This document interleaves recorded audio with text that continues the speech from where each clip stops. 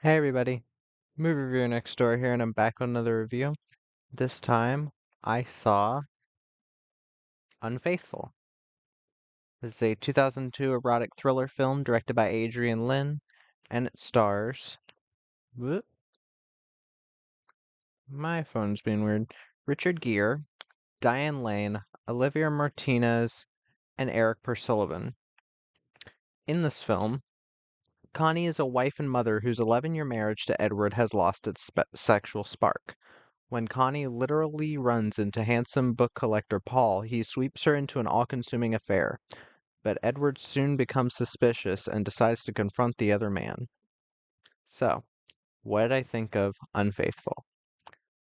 Well, I have seen this before, and yeah, I still fucking love it. I still adore this movie. I find it really hard to say anything bad about it. I do wish I had it in widescreen at least. I and I don't think there is a Blu-ray out there because the highest quality I can find this on like streaming sites is 720p. So I don't know if it's just not on Blu-ray, if there's not a demand for it, but I wish there was because this deserves like a restoration and like like new interviews on like a Blu-ray or something because this is I think this gets the erotic thriller affair genre so damn well, and you have some really awesome performances to back it up. But let me get to the cast. Richard Gere plays Edward Sumner. He is the husband. I really I wouldn't myself say he's the main character. I would say Diane Lane is. It's more so Diane Lane is the main star for the first hour and 15 minutes. And then the last 45 minutes, it becomes Richard Gere's movie. But I think Richard Gere does a good job. I still don't think he's beating out Diane Lane anytime soon in acting. I've never loved Richard Gere, but I've always like respected him as an actor. Like I can understand why people like him. Diane Lane plays Connie Sumner. Again, housewife having to not having that sexual spark, she finds it elsewhere. Diane Lane plays this character so fucking well. Like Diane Lane nails the hell out of this performance to the point where I mean, if the Oscars actually gave awards to people who deserved them, I'd say Diane Lane would deserve an Oscar for this performance because not only does she play the guilt very well, she is really going for it in some of the sex scenes, and I'll get to that. But and I'll explain what I mean by going for it. But like seriously, like this is kind of like the 50 Shades of Grey movie we never got in a way with how well this is done. Um Olivia Martinez plays Paul Martel, a Frenchman, a book collector. He kind of sweeps her off her feet. I've always liked Olivier Martinez. I saw him in he was the villain in SWAT, which was an all right movie. I thought it was decent enough. He was in Dark Tide with Halle Berry, who was his then wife. I don't remember anything about that movie. I think I gave it, yeah, I probably wouldn't give it a 7 now. Like, I don't remember it being terrible, but it was 100% too long, and not a lot happened. Still a good looking movie, I think. But yeah, um, I like him in this role. He seems like the womanizer type. And Eric Persullivan plays Charlie Sumner, who is their kid. You'll recognize him as Dewey from Malcolm in the Middle, a show I did watch as a kid. Um, I thought he did a good enough job as a child actor. Here's the thing with this movie. Um, This is one where I'd say most people watching it would be like, "Oh, from the director of Fatal Attraction, it's going to be the exact same thing as that." And I'd say to an extent, there's a lot of things that you could say are very comparable. The whole her having an affair with a guy that's not her husband. Uh, in a way, it is kind of a gender swapped Fatal Attraction, but with how the ending, and well, even to an extent, what happens with the ending, I can kind of see some comparisons, but in that after a certain point, it's a completely different movie. This is, again, an erotic thriller that kind of starts out more as an erotic drama and then gets into the thriller aspect because it's mostly about guilt and being faithful, realizing what your actions are doing to other people. And I think it does that very well. It's I one thing that I'm glad this film didn't do, which is kind of what In the Cut did, which was an erotic thriller I saw, which is one of the lowest ratings I've ever given a movie recently, with Meg Ryan, Mark Ruffalo, Jennifer Jason Leigh, all giving not good performances. Um, which that was listed by many people as a feminist erotic thriller, or an erotic thriller from a feminist view, because it's shot by a woman and it doesn't have male gaze. Whatever, I don't give a shit. It's an erotic thriller. The scenes are supposed to be sexy and they weren't in the cut.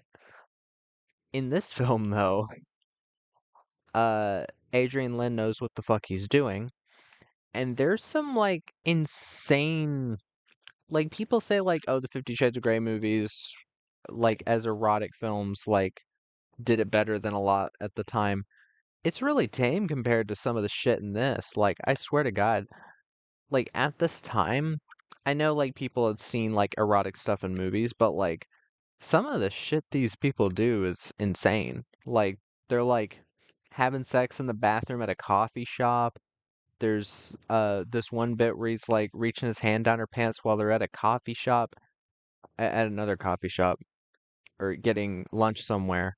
There's them having sex in a freaking movie theater while some French movie's playing from some French film festival, because did you know that he's French?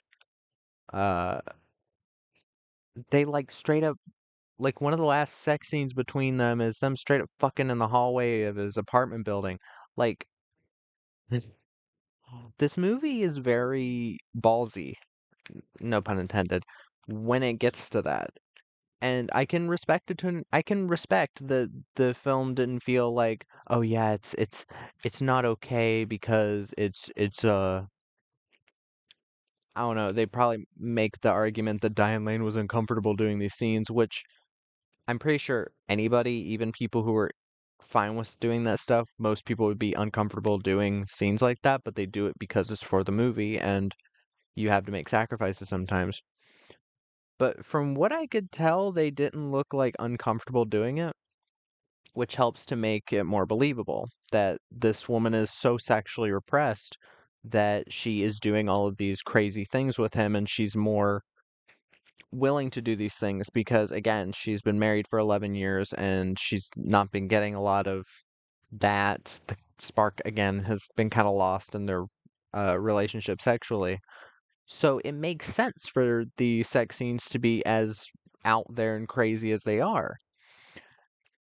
And but one thing I'm glad the film doesn't do is paint her as like a straight up good or bad person for this. My personal belief, yeah, it's fucked up to cheat on your husband, have an affair.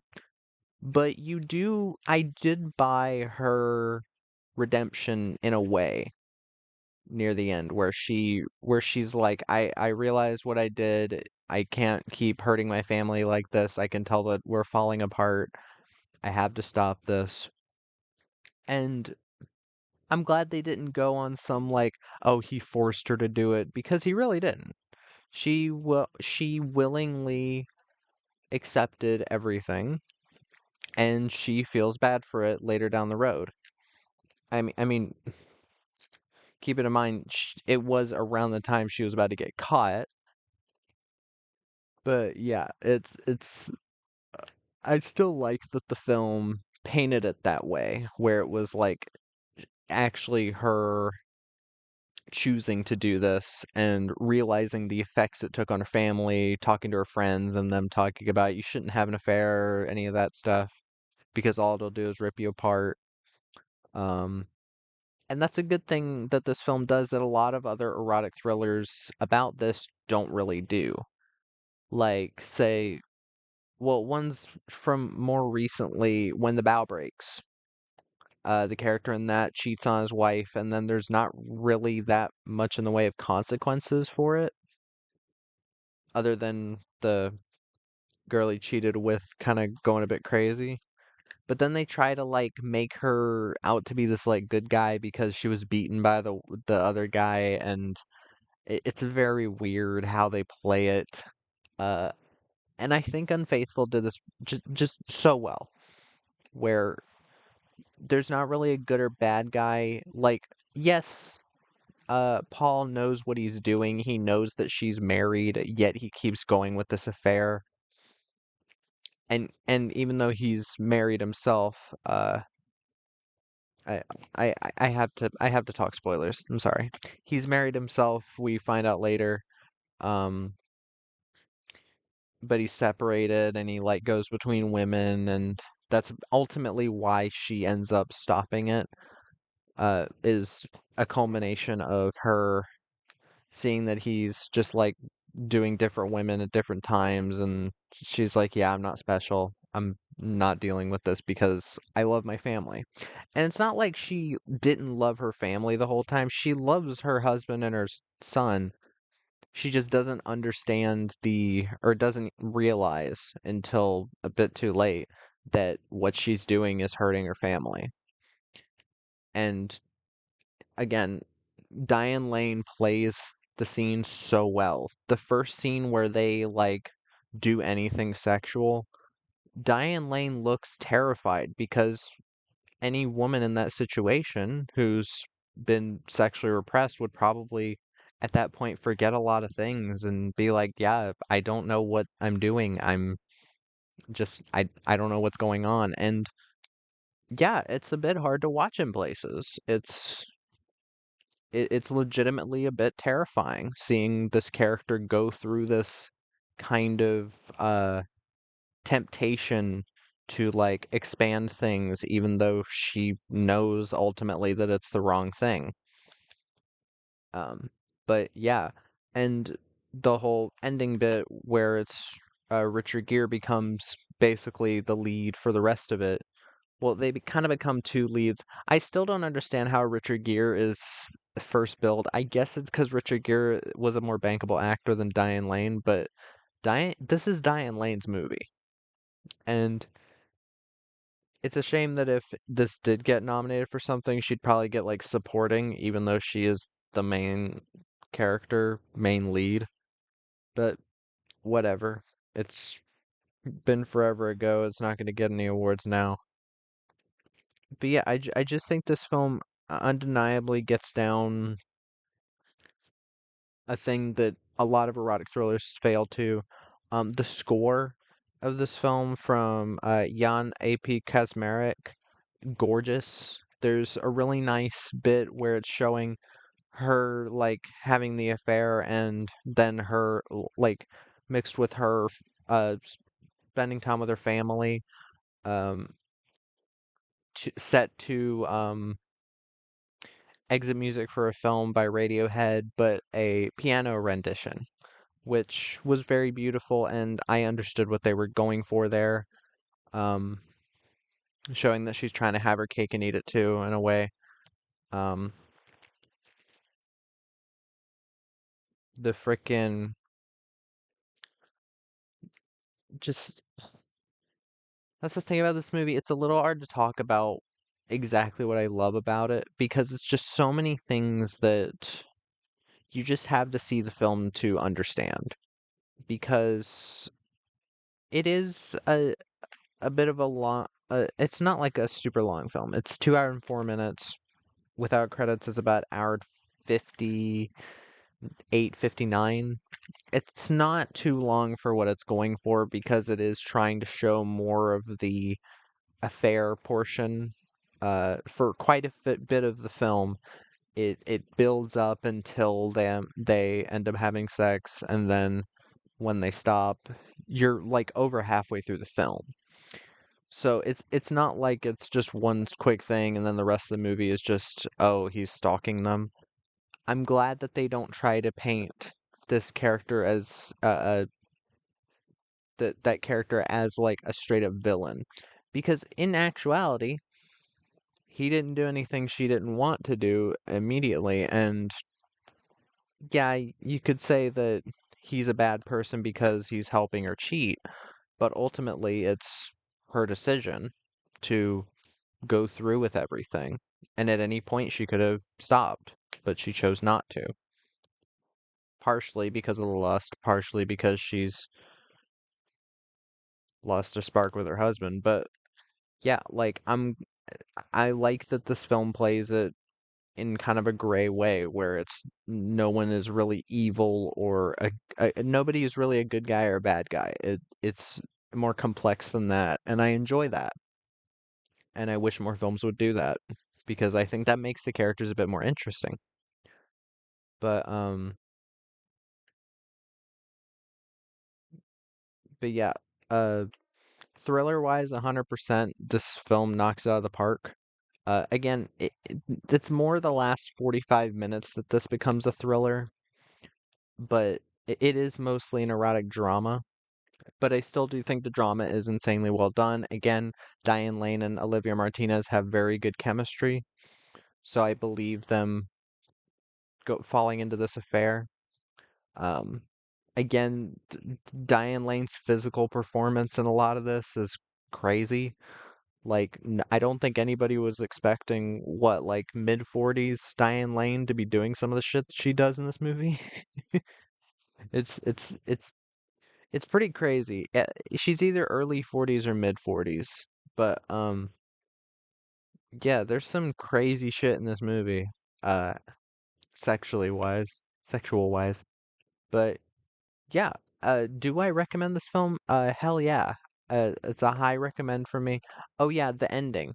I'm not gonna give away the ending, but I will say this ending I find so much more interesting than the ending that we got for Fatal Attraction, and that's part of why I put this film above Fatal Attraction, because even though I love Fatal Attraction, I still do.